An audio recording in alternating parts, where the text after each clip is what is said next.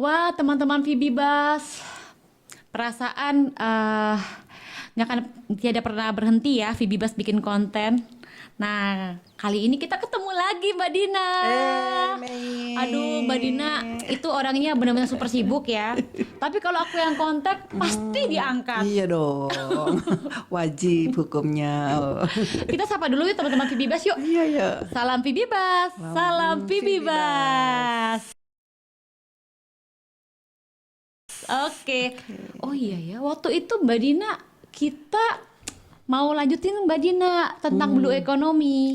Oke, Blue economy kan? ekonomi biru itu ya. Iya, tapi Oke, waktu itu oke. sesi kedua terakhir Mbak Dina bahas tentang apa ya? Mangrove ya kalau nggak Oh salah iya ya. iya betul mangrove Coba benar. bisa dilanjutkan nggak kita sekarang Mbak Dina mangrove? Mangrove ya, oke. Kalau mangrove itu kan tanaman ya Mei ya yang ada di pesisir gitu. Dia kehidupannya juga cukup cepat berkembangnya dan di Indonesia itu kan hampir seluruh di Indonesia pulau-pulaunya ada mangrove-nya gitu. Jadi ya kenapa tertarik gitu ya dengan mangrove karena nilai manfaatnya tuh banyak. Nah, itu sesuai dengan konsep ekonomi biru. Nah, kira-kira itu sih. Oh, oke. Takutnya teman-teman yang di rumah nih mungkin belum sempat melihat cuplikan yang pertama. Bisa nggak dikasih gambaran ekonomi biru tuh apa sih atau blue economy?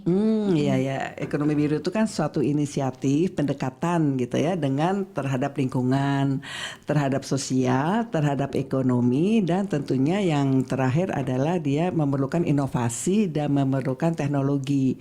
Dan ini konsepnya adalah minimize waste, syukur-syukur bisa zero waste. Nah, singkatnya sih lebih ke sana sih. Kita minimize waste gitu, syukur-syukur bisa zero waste. Kira gitu sih tadi kan terkait dengan ekonomi biru itu apa gitu. Iya, iya.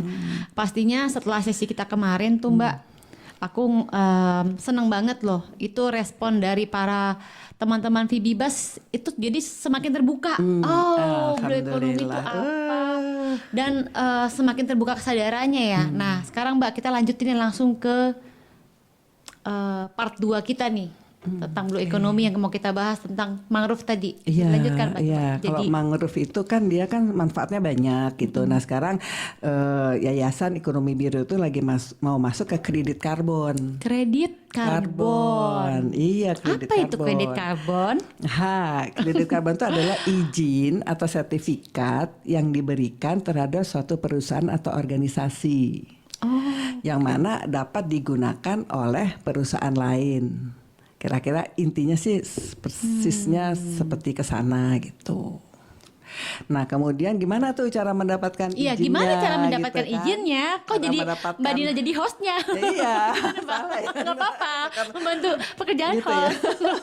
Gimana Mbak? Mendapatkan sertifikatnya itu medianya banyak sebetulnya gitu. Nah, karena ekonomi biru ini kita memang cukup concern dengan mangrove tadi. Jadi tanaman mangrove itu dia bisa sebagai mendapatkan si kredit karbon tadi. Bisa menghasilkan. Oh, kredit karbon.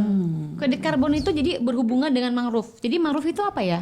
Iya, jadi mangrove itu salah satu media aja sih sebetulnya. Tidak hanya mangrove gitu kan, bisa juga kelapa sawit atau karet, kebun karet gitu ya, atau bisa juga koral, karang gitu. Cuman karena ekonomi biru memang kita interest banget gitu ya dengan mangrove dan di Indonesia tuh kan banyak banget tanaman mangrove. Iya, banyak Di banget seluruh ya. Indonesia dan tanaman itu kan mudah hidup gitu loh.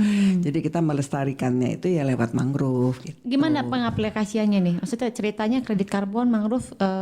Ya, jadi kalau mangrove itu kan dia bisa kredit karbon itu sebetulnya kan sertifikat tadi kan, sertifikat yang bisa diperjualbelikan gitu. Dan itu salah satunya yang pakai tadi medianya adalah mangrove. Nah, di udara ini kan sebenarnya udah kotor banget gitu kan. Kalau kayak kemarin itu udara kita panas, global warming gitu kan. Nah, itu kan karena kebanyakan CO2, kebanyakan H2O, kebanyakan nitrogen, kebanyakan CH4 gitu ya, metana CH4 gitu. Nah, itu bisa diserap tuh sama Wow. yang namanya tadi salah satunya mangrove. Jadi mengurangi gitu. pencemaran udara ya. Iya banget. Atau perusahaan-perusahaan gitu kan, industri gitu kan, dia mengeluarkan gas rumah kaca gitu kan, mengotorin udara gitu.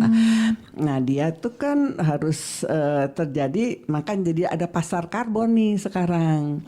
Pasar karbon sebetulnya Indonesia sesuai dengan komitmen Paris Agreement tahun 2015 kan pada waktu itu, dan Indonesia termasuk salah satu negara yang akan menghasilkan bisa menjual si kredit karbon tadi, karena kan kita banyak hijau-hijau, banyak hutan gitu, makanya kalau ada hutan ditebang tuh kan sayang banget ya. Iya benar. Jadi kredit karbon ini baru kayak boomingnya itu tadi tahun 2015 atau sebelumnya udah sebenarnya udah. Sebelumnya sih udah gitu, cuman kan mungkin perjalanannya kali ya, perlu waktu, perlu peraturan, perlu ketentuan, pasarnya tuh bagaimana. Kalau sekarang kan sudah masuk ke bursa, jadi di Indonesia juga udah masuk ke Bursa Efek Indonesia gitu untuk perdagangan karbonnya gitu. Nah, perjalanannya gimana nih sekarang untuk kredit karbon ini?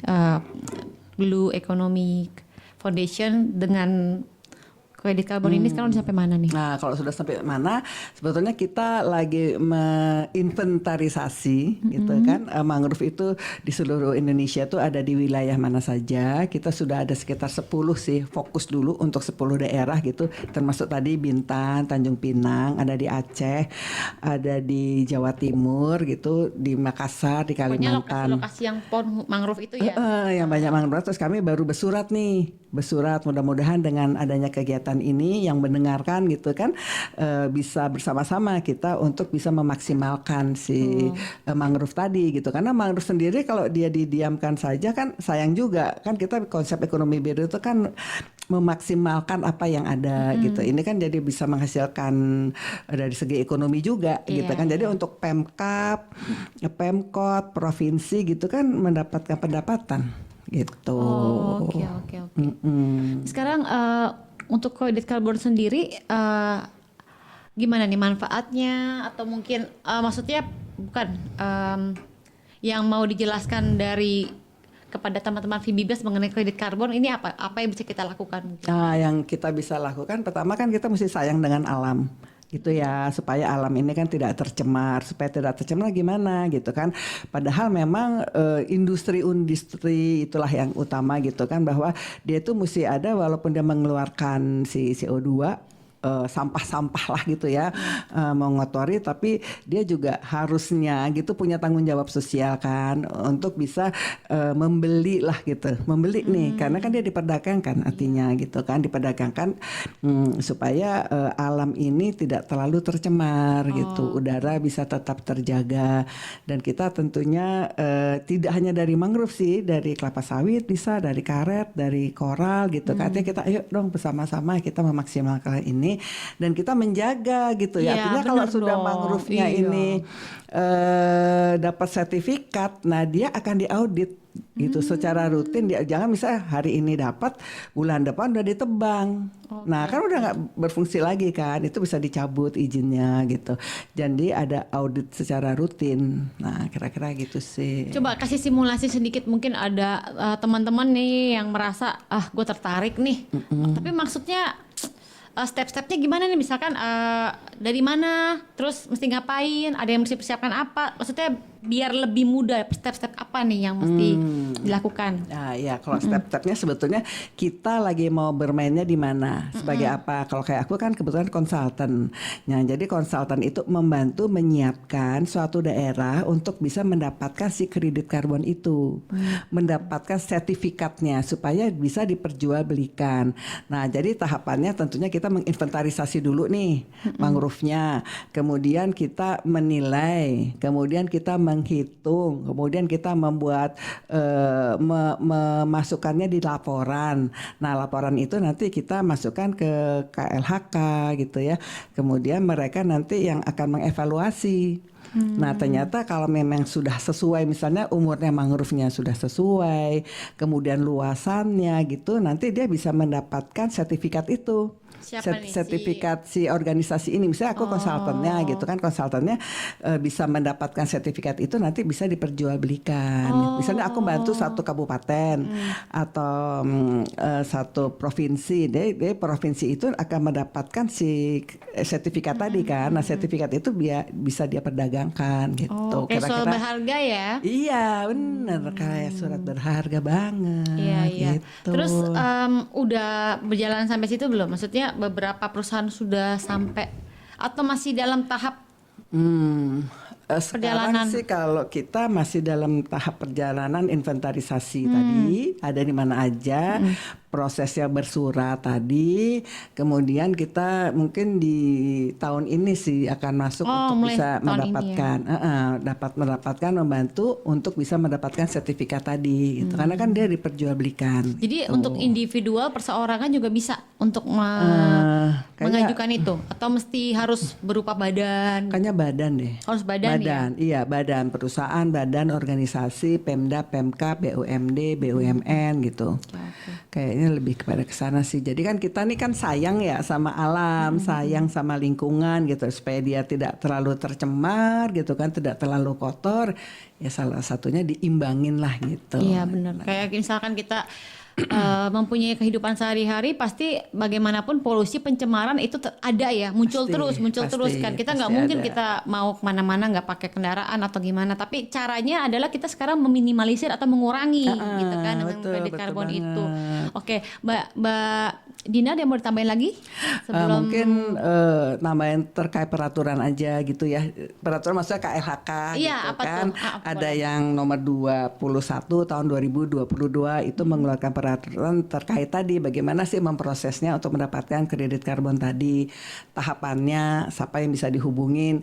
Kemudian ada lagi dari OJK, Otorisasi Jasa Keuangan, juga sudah membuat peraturannya terkait dengan si kredit karbon tadi gitu. Jadi mungkin kita ayo sama-sama gitu ya untuk melestarikan alam, kemudian kita juga membantu pemerintah juga kan dalam hal ini, dan kita juga bisa mendapatkan pendapatan tadi dari segi ekonomi juga. Jadi perusahaan itu okelah dia memang harus menjadi perusahaan industri, tapi dia juga tidak terlalu merusak alam. Lebih ke sana sih, dan ini memang belum terlalu banyak juga dilakukan gitu ya. Jadi ya kita bersama-sama memulailah. Amin. Betul.